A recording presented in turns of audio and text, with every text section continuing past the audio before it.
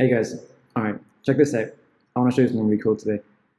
I've begun working on my automated flight profile designer, okay? And the first part of a flight profile that I'm trying to automate is the landing of a booster after first stage separation. And obviously the first part of that is designing the booster flip and then the boost back burn. And then after that, the entry burn, maybe a glide between entry burn and landing burn, and then the final landing burn.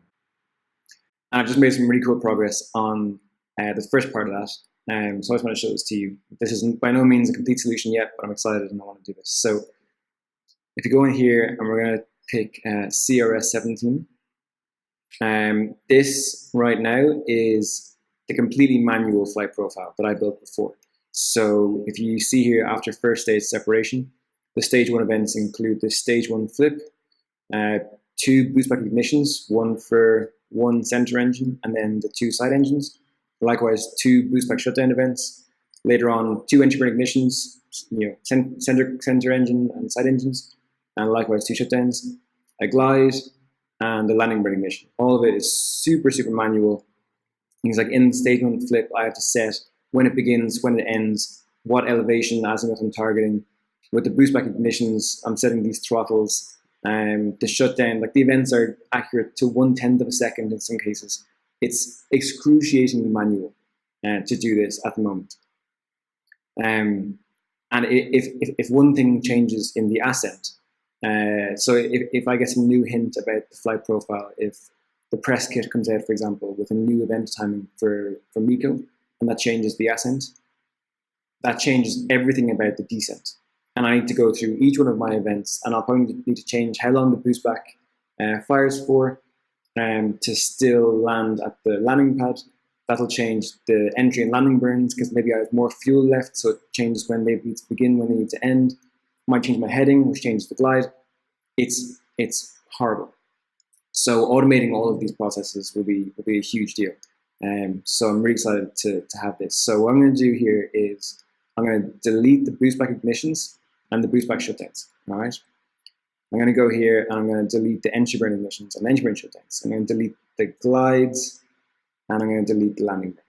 So now the only stage one event after stage separation is this flip. I'm going to delete this as well. But at the same time that the flip would have started, I'm going to have an event called boostback trigger.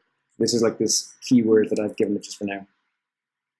I'm going to delete everything about when I want the flip to end, where I want it to finish up. So after first stage separation, the only thing that stage one has is this boostback trigger. I will add, after the boostback finishes and it's going into the atmosphere, I'm going to just force it to go retrograde, because that means it will just pierce the atmosphere and get down to the ground, and it won't break up somewhere during entry because it's going so fast. So I'm going to say I want stage one at around like 300 seconds to just do a reverse gravity. And that'll just make it just get through the atmosphere down to the ground. It won't change where it's going or anything like that. So just deal with that for the moment. So all we have is this boostback trigger. Now, let's run this. This will take about 15 seconds to run. And what it does is first it triggers a sequence of events. First it triggers the flip, the stage one flip, to go from its heading at MECO to flip around to this new heading that it wants for the boostback. And it figures out what the elevation needs to be and what the azimuth needs to be to get it going back towards our landing zone on, of course, a still view, which for CRS 17 is about 28 kilometers out to sea. Then when the flip is finished, it begins the boostback ignition, and it does it staged. So first the center course and the side course, and then it figures out how long that burn needs to be, and then it's a staged shutdown as well.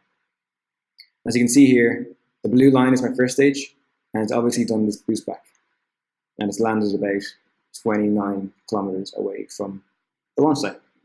Let's have a look in the 3D view and see where it's coming down. Now I will mention I don't want it to land on the drone ship. I don't want the impact point to be on the drone ship until my landing burn has started. You always want to land near the drone ship in case something goes wrong, and then you can just plummet into the sea, as happened in Falcon Heavy demo when the center core didn't crash into the drone ship. And check it out. There's the drone ship. And there we are landing. That drone ship is actual size. That's about, what is it? 92 meters long or something. Something like that. So you can see this is a couple hundred meters away. And that is completely automated. There was no boostback logic in there at all. No flip logic. Nothing like that. And it's landed right beside the drone ship where I want to land. How awesome is that? How cool is that? So the next on the list is to automate some kind of entry burn here, which should be okay. It's going to be a retrograde burn. So all I need to do is figure out when to begin the burn and when to end the burn by analyzing how much propellant I have left, how high up I am, and how fast I'm going. Then maybe have some sort of a glide in between the entry and landing burns to bring the impact point closer to the drone ship, but still not on it. And then the landing burn, which will bring the impact point onto the drone ship and also burn at such a throttle or with maybe a 131, like a staged engine ignition cutoff thing, to bring my velocity to zero and my altitude to zero, otherwise known as a hover stop. And that will be the entire landing sequence of a Falcon 9, completely automated. And if I change anything about the ascent, then I can just hit that trigger and it will take maybe a minute or 2 minutes, maybe to do all the events, all the boostbacks, entries and landings, to figure out how to optimize them. And it'll give me the exact optimal solution.